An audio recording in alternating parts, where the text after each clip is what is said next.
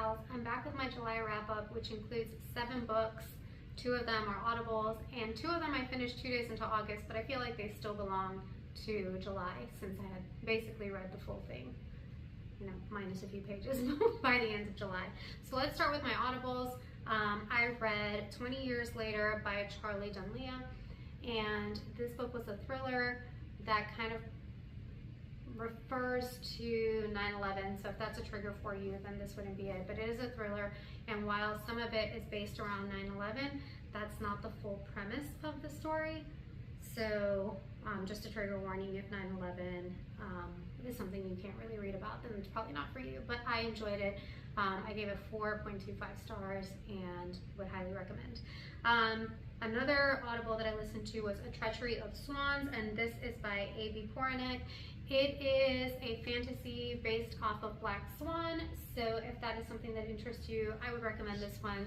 It was kind of cute, didn't include any spiciness, which I appreciate, so that's going to be one that I'll recommend to people starting off with fantasy. There wasn't a lot of world building, but there is a magic system, so it's kind of low fantasy. Happy Plays by Emily Henry is another one that I read. I'm not a romance girly, and I really enjoyed this one. There was a lot more depth to it than I thought there would be, and so if romance is not your thing, but you are thinking of starting to read some romance or would like to read some romance that isn't too sappy, Emily Henry might be your gal. This is my first Emily Henry book, but I hear that this is kind of how all her books go. Sorry if you can hear my cat. This is kind of the vibe in all her books, so I am going to be reading some more of her titles.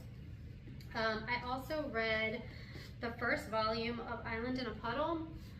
I really thought that this was going to be a lot different. This has kind of like a fantasy, sci-fi kind of twist to it, and I really enjoyed it. I'll probably be picking up the other volumes because this was something that I enjoyed more than I thought I would.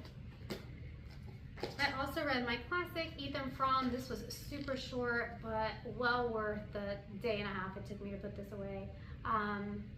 This was unexpected. I had heard so much about this book and thought about actually reading it when I was teaching English 4, but for some reason I never got around to it. I'm so glad I did, and I wish that I had read this with some of my students because the twist in the end is just so amazing, and just the human qualities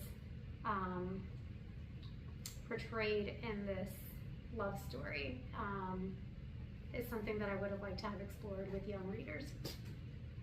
And then the 2 that I finished yesterday, which was only the